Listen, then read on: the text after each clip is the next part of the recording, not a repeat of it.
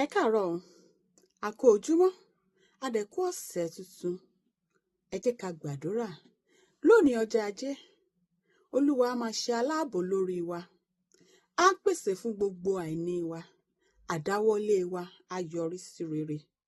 Gbogbo ohun tí à ń fẹ́, Olúwa á ṣe fún wa. Á nu omijé wa nù. Á dé wa ládé ìyè, á dé wa ládé ògo. Ìbànújẹ́ ó kéré, ó tóbi, kò ní jẹ́ titi wa. A ní fojú sunkún ọmọ, a ní fojú sunkún ọkọ, a dẹ̀ ní fojú sunkún aya. Tí a bá ṣe ń lù báyìí, òun ló máa dún fún wa. Ọ̀sẹ̀ yìí á tù wá lára.